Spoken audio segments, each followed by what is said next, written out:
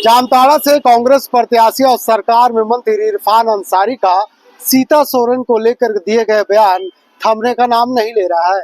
हर दिन बीजेपी के कार्यालय में नेताओं द्वारा इरफान अंसारी को कोसते और विरोध करते हुए नजर आ रहे हैं। इसी क्रम में आज बीजेपी के प्रदेश कार्यालय में बीजेपी के प्रदेश प्रवक्ता राफिया नाज ने आज इरफान अंसारी को आड़े हाथे लिया और उन्होंने कहा कि जिस तरह से इरफान अंसारी ने सीता सोरेन को लेकर जो बयान दिया है काफी निंदनीय है। कह सकते हैं इरफान अंसारी के बयान के बाद राजनीति हलकों में काफी चर्चाओं का बाजार गर्म था। सभी को धनतेरस की बहुत बहुत शुभकामनाएं और माता लक्ष्मी की कृपा आप सभी के ऊपर बनी रहे और सभी को दीपावली के भी अग्रिम बधाई और अग्रिम शुभकामनाएं और माँ काली हम सभी झारखंड की बेटियों की रक्षा करे ऐसी दुआ करते हुए मैं आज की प्रेस वार्ता की शुरुआत करती हूँ।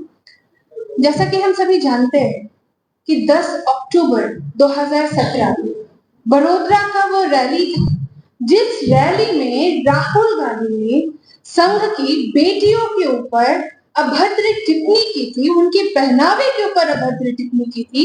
ठीक उसी प्रकार से कांग्रेस के नेता इरफान अंसारी झारखंड में उसी प्रोटोकॉल को आगे बढ़ाते हुए झारखंड की बेटियों के ऊपर अभद्र टिप्पणी कर रहे हैं।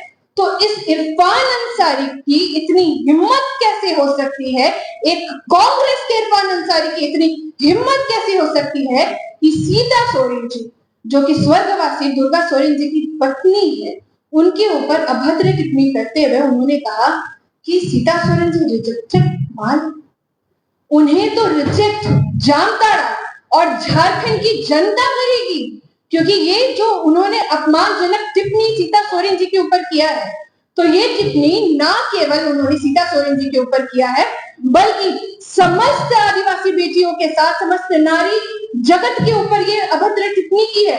और क्या सोचते हैं इरफान अंसारी कि वो इस तरीके से अभद्र टिप्पणी हर बार करते रहेंगे और उनको हर बार झारखंड की जनता और झारखंड की बेटी माफ करते रहेगी? क्या एक कांग्रेस के लोगों की नजर में यही इज्जत है कि वो इस तरीके से झारखंड की बेटियों को अपमानित करते रहे और यहाँ की बेटी चुप रहे? अब चुप रहने का समय नहीं है, अब बोलने का समय है, क्योंकि कांग्रेस का जमाना गया जब यहाँ की बेटियों की आवाज को दबाया जाता था, कुचला जाता था। तो अब वो जमाना नहीं है। मैं कहना चाहूंगी हर एक झारखंड की बेटी से कि मोदी का जमाना है, मोदी का। अब आपकी आवाज को ना कोई दबा सकता है, ना कोई आपकी आवाज को कुचल सकता है।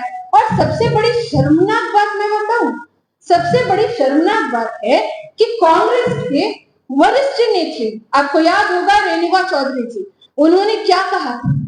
रेप इज कॉमन, बलात्कार कॉमन है। ठीक उसी प्रकार से इस झारखंड में बलात्कार का चलन चल पड़ा है। और आपको मैं कुछ बातें याद दिलाना चाहूंगी कि आपको याद होगा कि किस तरीके से दुमका में हमारी विदेश से आई बहन के साथ दुष्कर्म हो जाता है, पर ये मुख्यमंत्री जी हेमंत सोरेन जी, कल्पना सोरेन जी, इनके मुंह से एक शब्द नहीं निकलता। सुप्रियो भट्टाचार्य जी को मैं बोलना चाहूंगी, आप तो बड़ा प्रेस वार्ता करते हैं, हर समय प्रेस वार्ता करते हैं, छोटी छोटी बातों पे प्रेस वार्ता करते हैं। तो जब इतनी बड़ी घटनाएं घट जाती है, बलात्कार की घटनाएं, सीता सोरेन जी के ऊपर अपमानित टिप्पणी की जाती है, तब आपके मुंह से एक चूप प्रेस के सामने नहीं निकलता? क्यों कल्पना सोरेन जी, आप मंच पे तो बैठ करके मंच पे तो बड़ा भाषण देते हैं, बड़ा कि महिलाओं की सशक्तिकरण की, महिलाओं की आवाज को बुलंद करने की। उस बेटी का क्या हुआ जिस बेटी को जून 2023 में बंगाल से आई थी वो बेटी, उस बेटी के साथ दुष्कर्म हुआ था? क्या आप वो भूल गए हैं? क्या आप वो भी भूल गए हैं कि किस तरीके से पाकुड़ में एक बच्ची के साथ 12 लोगों ने मिलकर के दुष्कर्म किया था? क्या आप वो भी घटना भूल चुके हैं? ज्यादा दूर नहीं लेके जाऊंगी क्योंकि रूह कांप जाता है जब एक बेटी के साथ बलात्कार होता है।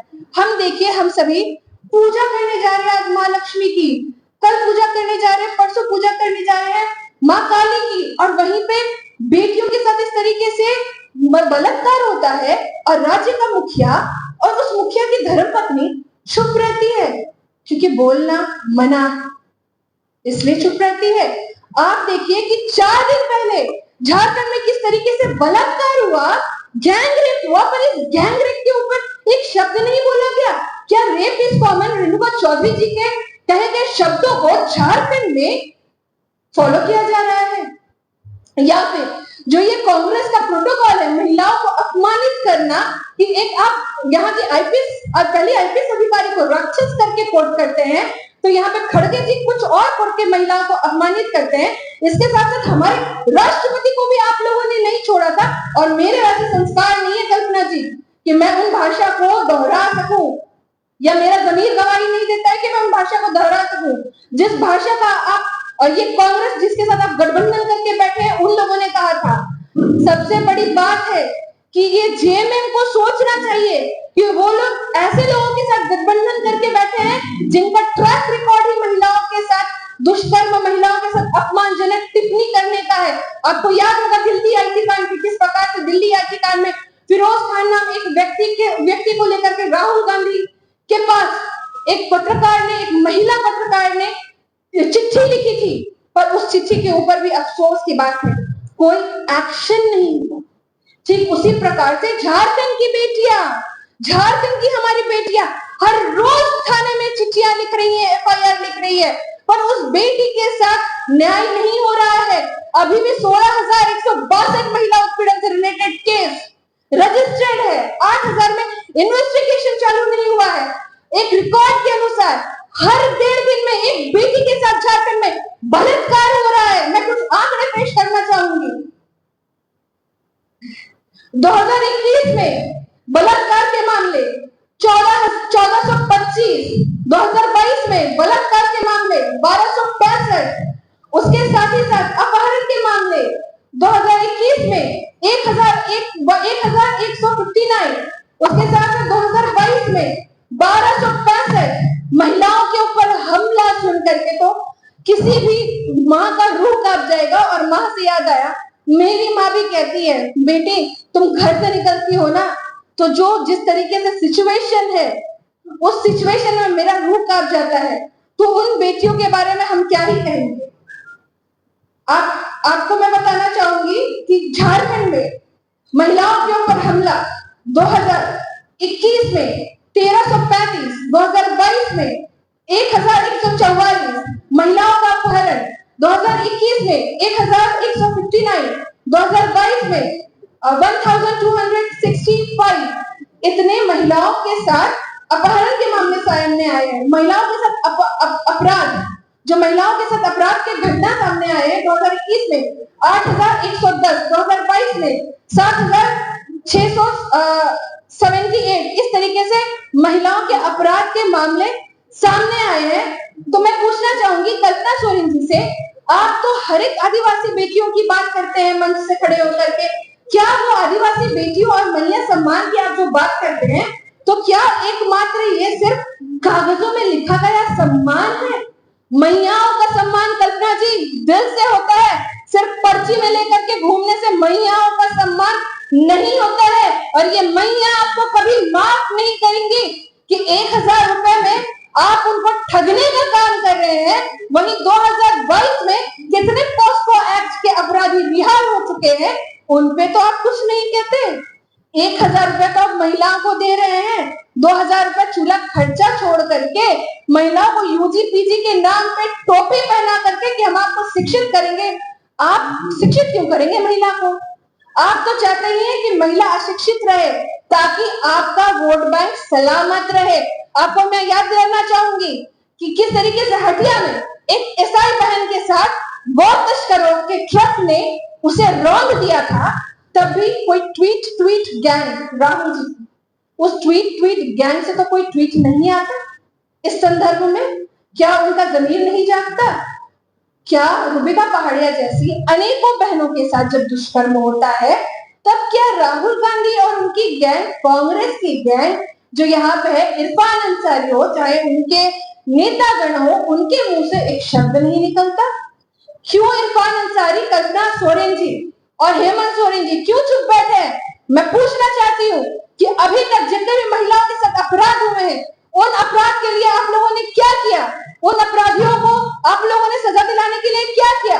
आप लोगों ने तो, मैं याद दिला दूं, सदर अस्पताल के बाहर, आप सभी पत्रकार भाइयों को याद होगा कि किस तरीके से सदर अस्पताल के बाहर एक बहन, सोचिए आज के दौर में एक बहन एक बच्चे को, एक शिशु को जन्म दे देती है, पर आप लोग क्या व्यवस्था करके रखे हैं। लिफ्ट में बेटियों के साथ छेड़खानी होती है, पर आपकी कोई व्यवस्था नहीं है। पुलिस ब्रिगेड की विश्वविद्यालयों में स्थापना नहीं है, गुंडे घूमते हैं, बेटियों का दिन दहाड़े दुपट्टा खींच लिया जाता है। पर कल्पना सोरेन जी, आप किस रक्षा की बात कर रहे हैं? आप लोगों ने क्या रक्षा किया है महिलाओं की? महिला आपसे पूछती है कि महिला सम्मान क्या एकमात्र आपके लिए पर्ची में सीमित रह गया है, या उससे परे भी आप महिलाओं के सम्मान के लिए कुछ करते हैं? अगर आप महिलाओं के सम्मान के लिए कुछ करती तो आज बेटियां तड़प तड़प के नहीं मरती, आज विदेश से आई बहनों के साथ इस तरीके से बलात्कार का मामला सामने नहीं आता। आप कहते हैं आदिवासी भाई बहन हमारे हैं, आप आदिवासी भाई बहन को अपना मानते हैं, तो फूलो झानो योजना को किस बस्ते में डाल दिया कल्पना जी? पूछती हूं मैं, किस बस्ते में फूलो झानो योजना को डाल दिया आप लोगों ने? वही फूलो झानो योजना, ये कांग्रेसियों की ना याददाश्त बड़ी कमजोर होती है, ये सारे कुकर्म भूल जाते हैं। तो मैं याद दिला दूं इन कांग्रेसियों को और झारखंड मुक्ति मोर्चा को कि ये जो फूलो झानो योजना है, इन्होंने शुरुआत की थी वादों के साथ कि जो बहनें हमारे संथाल में रहने वाली बहनें हैं, हमारी आदिवासी क्षेत्र में रहने वाली जो बहनें हैं, उन्हें जो हड़िया और शराब को बेचती है, उसके बाद 7 बजे के बाद पुरुषों के द्वारा किस तरीके से उनके साथ छेड़खानी होती है, मानसिक प्रताड़ना की सामना करनी पड़ती है, तो उसी के लिए ये फूलो झानो योजना का आपने वादा किया था ना कल्पना जी? याद है वो वादा या नहीं? या फिर झारखंड की जनता, झारखंड की बेटियां आपको वो वादा याद दिलाएंगी इस विधानसभा चुनाव में? मैं पूछना चाहूंगी, कहां गया आपका ग्राम गाड़ी योजना, जिसे बेटियां या बच्चे या युवा ग्रामीण क्षेत्र से यहाँ पर आकर के पढ़ाई कर सके शहरी क्षेत्र में? आप लोगों ने तो केवल लाठीचार्ज की सरकार चलाई है, केवल लाठीचार्ज। आपको मैं याद दिला दूं आंकड़े, 18 सितंबर 2020 को असिस्टेंट कांस्टेबल के ऊपर लाठीचार्ज करवाया गया, 22 जनवरी 2021 14वें वित्त आयोग के ऊपर लाठीचार्ज करवाया गया, 23 मार्च 2023 नियोजन नीति की मांग को लेकर के युवाओं के ऊपर लाठीचार्ज करवाया गया, 23 नवंबर 2021 जेपीएससी के अभ्यर्थियों के ऊपर लाठीचार्ज करवाया गया, 20 फरवरी जो स्वयं सेवक है पंचायत के, उनके ऊपर लाठीचार्ज करवाया गया। तो क्या आप लोग लाठी लाठी खेलने से बाहर निकलेंगे, या फिर आप लोग सिर्फ लाठी लाठी ही खेलेंगे और महिलाओं के लिए कुछ नहीं करेंगे? अगर ये लाठी युवाओं के ऊपर चलने से ज्यादा बेहतर महिलाओं के साथ बलात्कारियों के ऊपर चलती ना, तो आज महिला सुरक्षित होती झारखंड में। अगर ये एफआईआर जो युवाओं के भविष्य के साथ खिलवाड़ करके आप लोगों ने चलाया ना, अगर ये एफआईआर उन बलात्कारी, उन अपराधी, उन महिलाओं को शोषित करने वाले के साथ आप कल्पना जी करवाती ना, तो आज बेटियां झारखंड में चैन की सांस ले रही होती। पर आप लोगों ने तो कुछ नहीं किया, सिर्फ बेटियों को बेवकूफ बनाने के अलावा। क्या सोचते हैं कि यहाँ की आदिवासी बेटियां, यहाँ की सारी बेटियां बेवकूफ है? और सबसे बड़ी बात, जब बेटियों की बात आती है तो इनका मुंह चलने लगता है मणिपुर। तो आज मैं उनको यहाँ से मणिपुर के बारे में भी बता दूं कि मणिपुर में हमारे गृह मंत्री, हमारे रक्षा मंत्री गए थे और वहां अरेस्टिंग हुई थी। इसके साथ साथ सदन में जब प्रधानमंत्री मणिपुर की घटना पे बोलना शुरू किए, तो आप कांग्रेसियों ने वहां से वॉकआउट कर दिया और आप बात करते हैं मणिपुर की। गोहाना पे क्यों आप लोगों का मुंह नहीं खुलता? मिर्चपुर कांड में क्यों नहीं मुंह खुलता? दुमका में एक बेटी के साथ बलात्कार होता है, क्यों नहीं मुंह खुलता? बंगाल से एक बेटी के साथ बलात्कार होता है, क्यों नहीं मुंह खुलता? कांके में एक बेटी के साथ बलात्कार हो जाता है, क्यों नहीं मुंह खुलता? रांची में एक बेटी के साथ दुष्कर्म हो जाता है, क्यों नहीं मुंह खुलता?